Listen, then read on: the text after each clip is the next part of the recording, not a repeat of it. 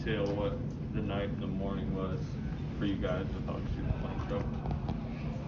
Yeah, we sat at the arena last night for about an hour, just waiting to hear what the verdict would be as far as whether we were going to get another plane to come in last night or to spend the night. And wasn't too bad. We ended up staying at the same hotel, and 9:30 bus this morning, and here we are. So I told some of the coaches it's still better than the old days. My first few years we flew commercial, and this was like routine to have a back-to-back where you fly in on the day of the game. But you were on Continental, you weren't on the charter, so a little harder back then. I think our guys are going to be fine. I'm not worried about them at all.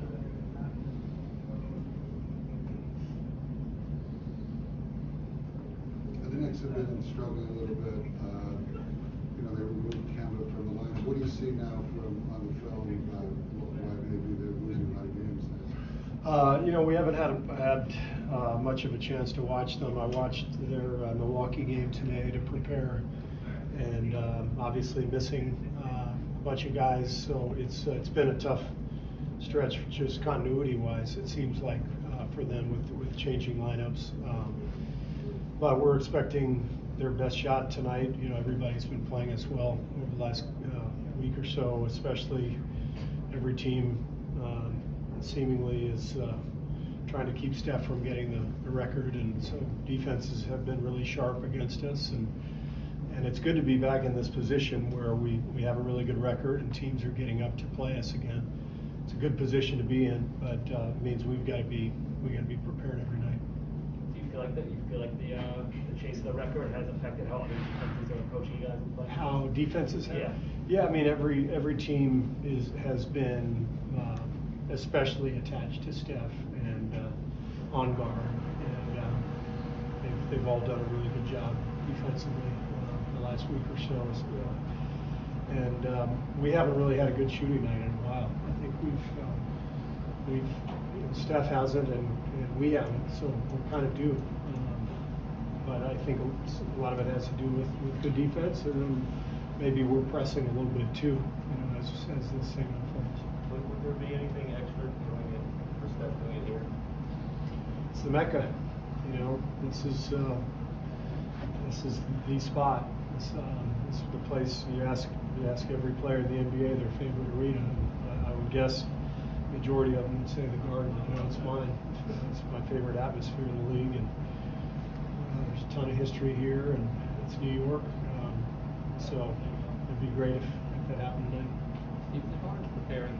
You mentioned you scouted the Milwaukee game. They start Grimes because of COVID. He's out. Is it hard right now preparing, not knowing who you're facing every night? It's a lot easier than preparing if you don't know who your own guys are going to be every night. So we've been very lucky, knock on wood. I mean, just from a health standpoint, knowing who's going to be out there most nights, and that's been helpful. As far as preparation, it doesn't really affect things much. I mean, especially on a back-to-back, you don't have much time to prepare anyway. You do a couple of things, you put in a game plan, but you're really more worried about your own team than your opponent. There's been some COVID stuff happening this week, and did you ever allow yourself to think we're past this now, or people said it might get bad again in that camp? I don't think I've gotten to the point where it felt like we were past it, but it's felt like a return to normalcy in terms of the atmosphere of games, which has been great. Having crowds and feeling the energy. That part's been a breath of fresh air. But obviously, everybody's still wearing masks, and now all of a sudden there's a surge, and every day I'm reading headlines, different teams in different sports, guys are being sidelined, and so we're about to ramp up our own protocols for our players and our coaching staff on the road and everything, our whole traveling party. So hopefully we'll be able to stay ahead of this. We'll see. Does that mean like more testing, just stricter, what you can do on the offense? For sure, more mask wearing, and a reminder of, we're going to be here next tonight, tomorrow night. It's obviously a great place to go out and have some fun. It's a reminder to our guys if they're going to go out to be safe and not be jammed into, with a big crowd of people somewhere. Wear a mask. Yeah. Knowing Steph's journey, from lightly recruited teenager, skinny kid, early injuries, to see him get to this point, do you think this in some ways transcends basketball? To see a guy like him get to this point?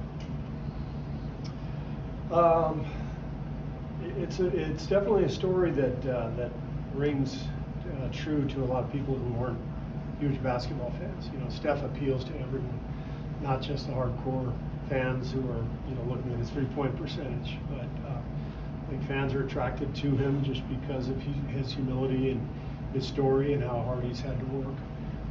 So from that standpoint, it transcends sports somewhat. I just think it's a great testament to someone who is gifted, but who has earned everything through work. Beyond the gifts that he was given, he had to work so hard, and he's always been so gracious and aware of how many people helped him along the way. It's one of my favorite things about him. So there's a lot of people here tonight who he feels very strongly about, who have influenced him. The fact that they're here with him tonight tells you everything about Steph. So let's just hope he makes two. Steve, when you first came to the Warriors, there were occasions when you would shoot with Steph or sort of semi-competition, right? Free throws, yeah. Yeah. Do you remember what that was like and what started that? Yeah, we haven't done it in a while, but we used to have a little free throw game when we play, just for fun, competition sake, and shooting is like they say is like riding a bike. It's true, but range goes quickly. That's why we shot free throws instead of 3-pointers. When the knees go, the range goes. So, but we've had a lot of fun just kind of competing. Whether it's shooting free throws, playing golf. We enjoy each other's company, and he's just an amazing guy to coach and to be around every day.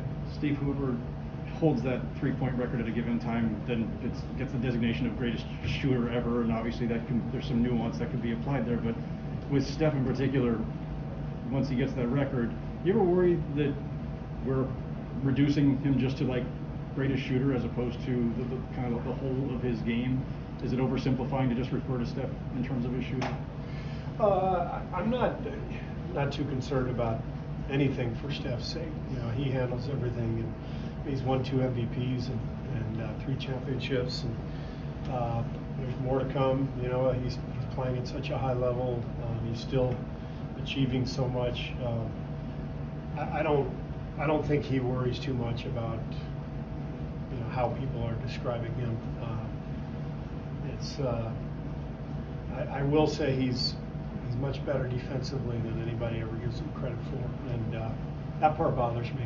As a coach, I want him to be recognized for being a good defender, and the fact that people go at him all the time is a big part of that is to try to wear him down so he is tired on offense. It's not that he's an easy mark. He's a hell of a defender, and he's been really good this year. Who would you run on this coach when he scored 54 points here at the Garden? It was in 2013. Do you remember that moment? Do you think it kind of did forecast a little bit what we would see from him later on? I wasn't the coach here at that point. No, that was before. I remember watching the game. I think I was on a plane and watching the game and being amazed. The thing with Steph is that there's just always he's always one shot away from being hot.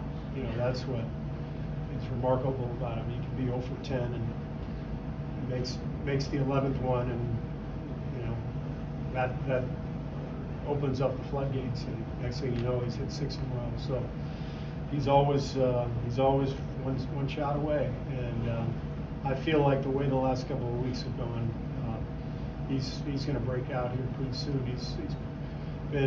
probably been pressing a little bit with the record hanging over his head, and it'll be nice to move past him.